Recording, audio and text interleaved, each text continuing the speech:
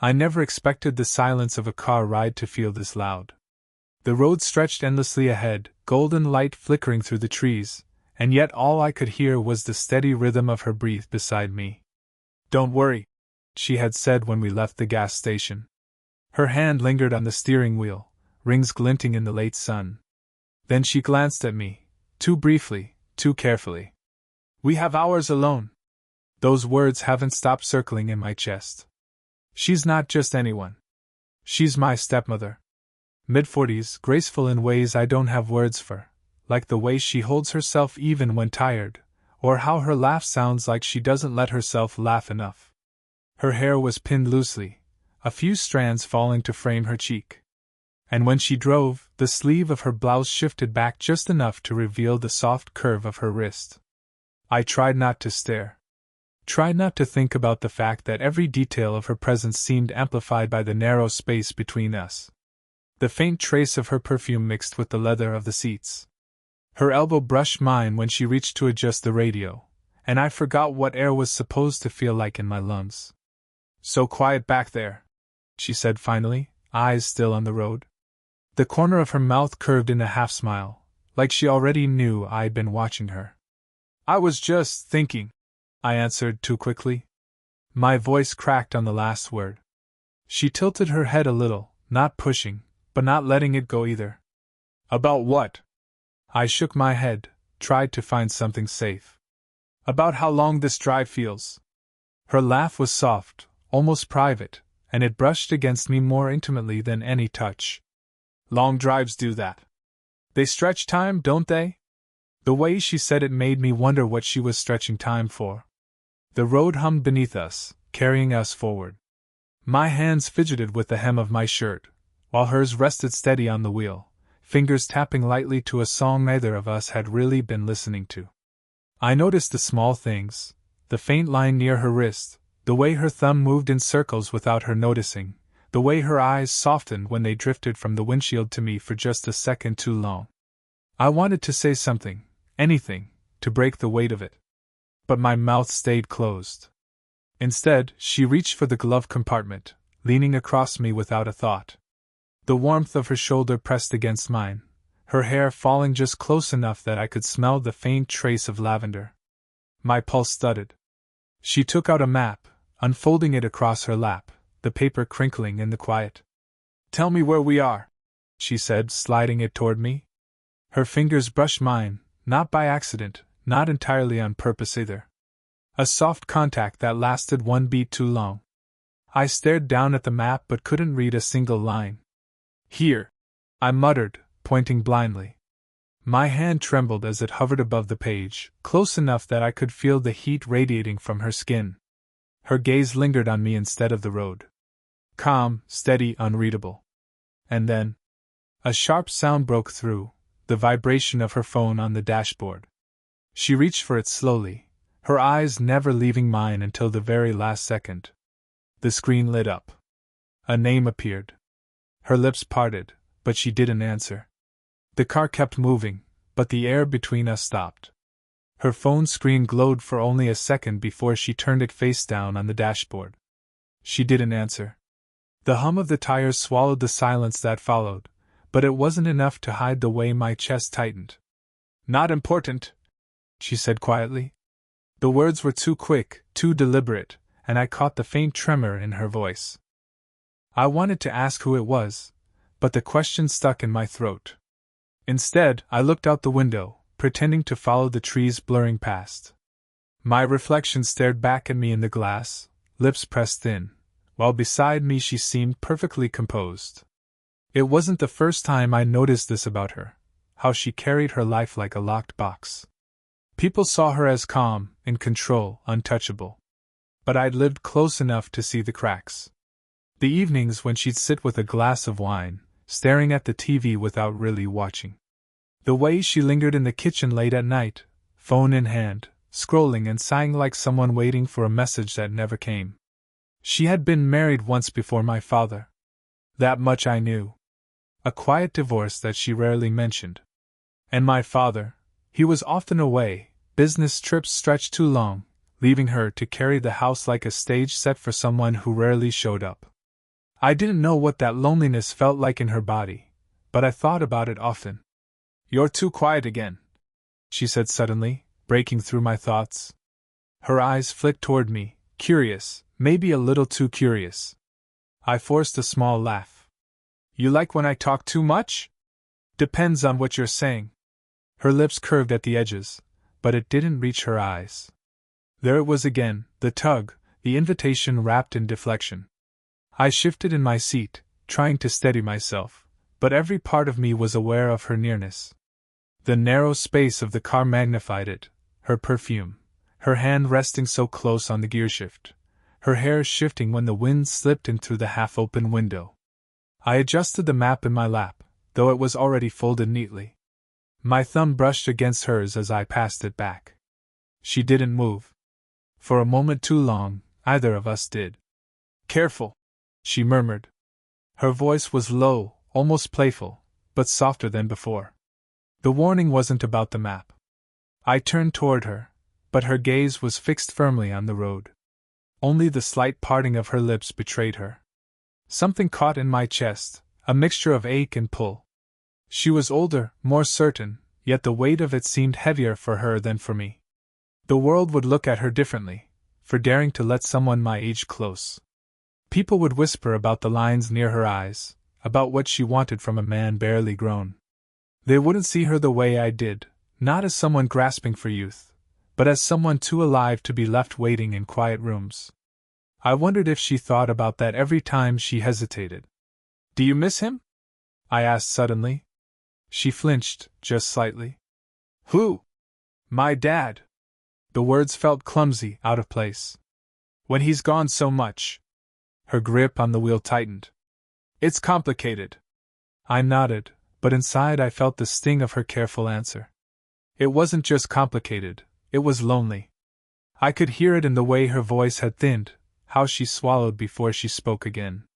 "You shouldn't worry about that," she said. But the way she brushed her hand over her hair, the way her shoulders dropped, she didn't believe her own words. The highway stretched quiet again, broken only by the faint hiss of tires on asphalt. I shifted closer to adjust the air vent, and for the briefest second, my arm grazed hers. Warmth. Just enough to freeze us both. Her breath hitched. She turned her head, just slightly, and our eyes locked. No words this time. Just the sharp weight of silence, the kind that says more than either of us could risk speaking aloud. Her hand lifted, as if to touch my shoulder, then stopped midair. She let it fall back into her lap. But in that unfinished gesture, in the pause, in the restraint, something bound us closer than if she had gone through with it. The car kept moving, but it felt as if we were suspended there, breathing the same charged air, either willing to break it. The highway bled into smaller roads, narrower, quieter. Shadows lengthened across the dashboard, painting her face in shifting light. She leaned back in her seat, fingers tapping against the wheel in a rhythm that betrayed nerves she didn't show in words. My phone buzzed in my pocket. I pulled it out, screen lighting my face. A message from a friend. "How's the trip?" I started typing back, but her voice cut through. "Don't tell anyone too much," she said lightly. Her eyes stayed on the road, but the tone was different, half serious, half warning. I froze. "Too much?" She gave a small smile that didn't hide the flicker of worry in her eyes. "About us. The trip. People like to read into things." The words hung heavy. I shoved my phone away without replying, pulse quickening at the idea of anyone reading into what was happening here. Because there was something happening. The car slowed as she pulled into a rest stop off the road. A lonely diner sat against the fading sky, neon sign buzzing faintly. "We should eat," she said, cutting the engine. Inside, the diner smelled like coffee and fried onions. A booth by the window was empty, and she slid in across from me. The table was too small, our knees brushing beneath it. Neither of us moved them away. She ordered coffee. I did the same. The waitress left, and the silence stayed. Her eyes lingered on me, longer than they should. She looked away, fingers circling the rim of her mug when it arrived, steam rising between us like a curtain. You're staring, she murmured without looking up. So are you, I replied before I could stop myself. Her lips parted, then closed again. She let out a breath that sounded halfway to a laugh, halfway to surrender. I leaned forward, elbows on the table. Why does it feel like we're hiding something? Because we are, she whispered, her voice barely audible. The words cracked something in me. My chest tightened, my throat dry. I wanted to reach across, to take her hand, to say then stop hiding. But the door jingled open, and a man stepped inside. Her back stiffened. I turned to see him, just a stranger, passing through. But her reaction said more than she intended. Relax, I said softly. She forced a smile, but her hands stayed locked around the mug. You don't understand. People notice things. They judge. They assume. Her eyes met mine again, sharp with both warning and longing. When we returned to the car, the night was heavy with crickets and distant headlights. She opened the door, hesitated, then leaned close to hand me the map again. Our shoulders brushed, her hair grazing my cheek. The moment stretched. My hand hovered over the map, but I didn't take it. Instead, my knuckles grazed hers, barely, deliberately. She didn't move. Her breath caught, so close I could feel the warmth of it ghosting my skin. I turned toward her, and for the first time, she didn't look away. Her lips parted, eyes flicking down for the briefest second before snapping back to mine. The space between us shrank, heartbeat by heartbeat. And then she whispered, almost breaking, "We can't." But she didn't pull away. The night pressed around us, thick and silent, as we sat there too close, refusing to close the distance, refusing to let go either. By the time we stopped for the night, the air was thick with everything unsaid. A small roadside motel glowed in the dark, one of those places with buzzing lights and paint peeling from the railings. She killed the engine and sat still for a long moment, hands resting on the wheel as if letting go of it might let go of everything else too. Only one room left, the clerk told her at the desk. I heard it as I dragged the bags behind. She glanced at me once, quick and unreadable, before nodding. The room smelled faintly of detergent and old curtains. 2 beds pushed against opposite walls. She set her bag down on one, exhaling softly. "You take the other," she said, voice calm, almost casual. Almost. I sat on the edge of mine, pretending to scroll my phone. But every sound, the rustle of her blouse as she moved, the quiet click of her earrings as she removed them, drew me in. She pulled her hair free from its clip, dark strands spilling over her shoulders. My throat tightened. She didn't look at me, not directly, but in the mirror above the dresser, our eyes met for a second. I stood before I could stop myself. "Why do you act like nothing's happening?" Her hand stilled. "Because nothing can happen." I crossed the small space between us, pulse pounding. "But you feel it too." Her jaw tightened. She turned, finally facing me. "That doesn't mean we're allowed." Silence pressed between us, heavy, suffocating. I reached up without thinking, brushing a strand of hair from her face. My fingertips grazed her temple, softer than I intended. Her breath hitched. She didn't step back. "You don't know what you're asking for," she whispered. I leaned closer, so close I felt the warmth of her breath on my lips. "Then tell me to stop." She opened her mouth, but no words came. Her hand lifted, trembling, and for one suspended second it rested against my chest. The heat of her palm burned through fabric, steadying and undoing me all at once. The motel air conditioner hummed low, drowning out the sound of everything except our breathing. My heart slammed against her hand, impossible to hide.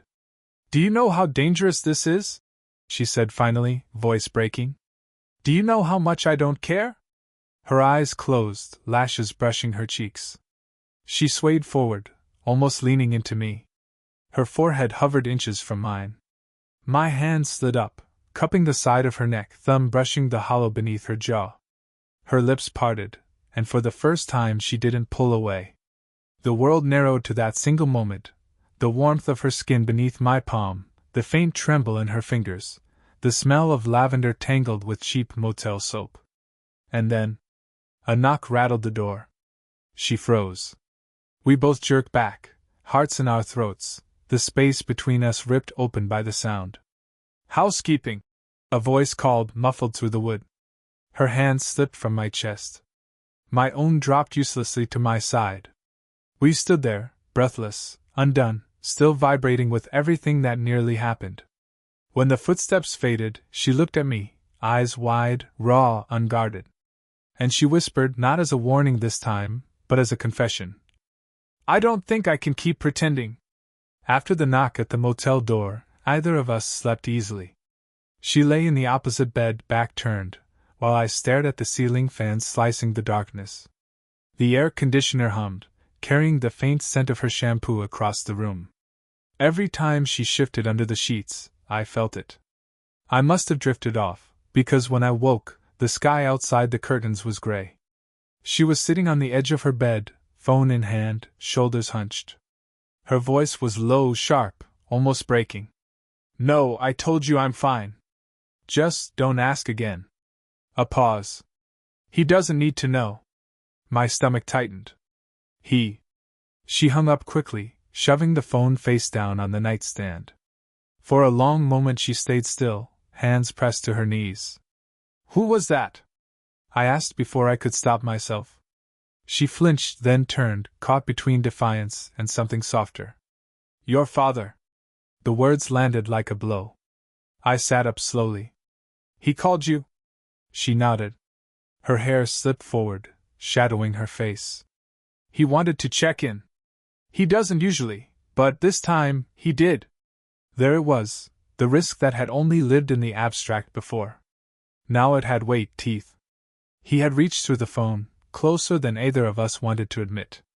"You didn't tell him," I said carefully. Her eyes lifted to mine, steady, fragile. "What would I say? That we're, what, exactly?" The word we lingered in the air, too loud. I swung my legs off the bed, closing the distance between us. She stood quickly, brushing past me as though she could outrun the moment. Her shoulder grazed mine, warm and trembling. "You think I don't know what this looks like?" she said, voice taut. "You think I don't lie awake every night knowing how wrong it is?" Her hands shook as she reached for the curtain, pulling it back too sharply. Morning light spilled in, catching the faint redness in her eyes. I stood behind her, close enough that the heat of her body seeped into me. "Then why didn't you tell him the truth?" She froze. The curtain swayed in her grip. My words hung there, half accusation, half plea. When she finally spoke, her voice was a whisper. "Because I wanted to stay here. With you." It was the first time she had said it aloud. Not with careful silence, not in gestures, but in words. My chest tightened until it hurt. She turned slowly, and for the first time, she didn't try to hide her longing. Her eyes roamed over me, stopping at my mouth before flicking back to my eyes. I reached up, instinct guiding me. My fingers brushed her arm, slid to her wrist, where her pulse thudded quick and shallow. She didn't pull away. The air was electric, sharp with fear and need. Her confession had changed everything. What once felt like silence we could bury now had shape, a name. Wanting. "We can't undo this now," I said, voice low, rougher than I intended. She stepped closer, chest rising and falling fast. Her hand lifted as if to touch me, then hesitated midair. Trembling. "I know," she whispered. For a moment, our bodies aligned, her breath brushing my cheek, my hand tightening around her wrist. The sunlight painted her hair gold, every strand trembling with the air between us. And then she pulled back, retreating a step, though her eyes didn't leave mine. "We need to decide," she said. "Decide what?" Her throat worked as she swallowed, voice breaking. "Whether this ends here, or we stop pretending it will." The silence that followed was louder than any argument, filled with nothing but our uneven breathing. Finally, I closed the last inch between us, until my words touched her skin. "Then decide with me." The motel room was drenched in late morning light, sharp through the thin curtains. Dust floated in the air like tiny sparks, catching every shift of breath. She stood by the window, hands gripping the curtain as though it could anchor her, while I stayed just behind, close enough to feel the charge between us. Either of us spoke. We didn't need to. The silence was thick, pulsing, full of everything we hadn't said. Finally, she turned. Her face was bare, stripped of the practiced calm she wore so often. No careful smile, no deflection, just raw conflict. "If we do this," she whispered, "there's no taking it back." I stepped closer, heart pounding in my throat. "If we don't, we'll never stop wondering." Her lips parted, but no words came. Instead, her hand lifted slowly, almost against her will, brushing the edge of my sleeve. The touch was feather-light, but it cracked something wide open inside me. I covered her hand with mine, pressing it to my chest where my heart beat too fast. Her eyes flicked down, watching, then back up, shining with something like fear, something like need. "We shouldn't," she said, but the way she leaned closer betrayed her. The space between us collapsed inch by inch. I could smell the faint lavender of her hair, hear the uneven catch in her breath. My thumb traced the curve of her wrist, trembling as much as hers. "You don't scare me," I said softly. She let out a shaky laugh, almost a sob. "Then you're not thinking far enough ahead." But her forehead lowered until it nearly touched mine, her breath mingling with mine. I felt the warmth of her skin, the tremble in her body, the pull that had been building for miles and days. My hand slid up, fingers brushing along her jaw, tucking a strand of hair behind her ear. She closed her eyes at the touch, leaning into it as though she had been waiting far too long. The room shrank to nothing but us, the hum of the air conditioner, the sunlight wrapping around us, the weight of her hand now resting against the back of my neck. "Tell me to stop," I breathed. She didn't. Instead, she whispered, raw and certain, "Don't you dare." The words broke every wall left between us. I drew her closer, her body fitting against mine with a familiarity that was terrifying and perfect all at once. Our lips hovered just a breath apart, suspended, inevitable. The kiss wasn't a rush. It was a surrender. Slow, trembling, more confession than touch. Her hand clutched my shirt, mine cupped her face, and the world tilted, finally letting go of the fight we had carried too long. When we pulled back, barely, foreheads still pressed together, the air was ragged, messy, alive. Her eyes opened, glistening, and for the first time there was no hesitation, no denial. "We crossed it," she whispered. I nodded, still breathless. "And I don't regret it." Her lips trembled, but this time it was with relief, not fear. She exhaled, leaning against me fully, and I wrapped my arms around her, holding the truth of us without disguise. Whatever came next, judgment, risk, consequence, we stood in that moment unguarded, knowing exactly where we belonged. For the first time, clarity felt simple. We understood each other. Completely. The kiss lingered in the air long after our lips parted, as though the room itself was holding onto it for us. She stayed against me, her forehead resting on my shoulder, her breath uneven but softening with each second. My arms circled her, not to claim, not to trap, just to keep her there, to let her know I wasn't going anywhere. "I never thought I'd let this happen," she whispered. The confession was quiet, but it wasn't regret. It was wonder, maybe even relief. I tightened my hold slightly. "You didn't let it happen. We both chose it." She pulled back just enough to look at me. The worry was still in her eyes, the years between us, the risk, the inevitable questions from the world outside this motel. But beneath all of it was something steadier, acceptance. Her hand slipped into mine, fingers threading together naturally, like they had always belonged there. She stared down at the gesture for a long moment, then gave a small, almost disbelieving smile. "Do you realize how impossible this is?" she asked. I smiled back, though mine was steadier. "Everything worth it usually is." The tension broke on a quiet laugh.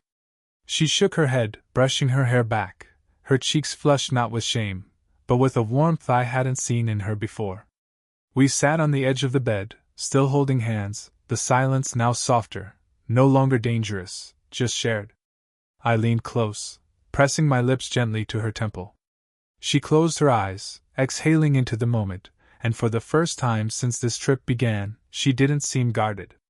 "You scare me," she murmured after a while, leaning against me. "Why?" "Because you make me feel young again. And I don't know if I can let myself have that." Her words settled deep, but I didn't flinch. I turned slightly, resting my forehead against hers. "Then don't think of it as going back. Think of it as moving forward, with me." Her eyes opened, meeting mine. Whatever hesitation was left finally broke apart. She leaned into me, resting fully in the closeness, her hand squeezing mine once as if sealing something unspoken. The sunlight stretched longer through the thin curtains, bathing the room in gold. Outside, the world kept moving, but inside, time had slowed to a pace we could finally breathe in. We stayed like that, shoulder to shoulder, hand in hand, sharing the kind of silence that felt like the truest conversation. No explanations, no defenses. Just us, exactly as we were. Eventually, she whispered, "I don't know what happens next." I kissed the crown of her head, lingering there. "We'll figure it out. Together." Her smile was small, but it was real. And when she finally relaxed against me, it wasn't as someone torn between choices. It was as someone who had chosen, fully. The road ahead would be complicated. But here, in the soft glow of morning, tangled in warmth and certainty, the doubts no longer mattered. We were no longer circling what we couldn't say. We had said it, felt it, and claimed it.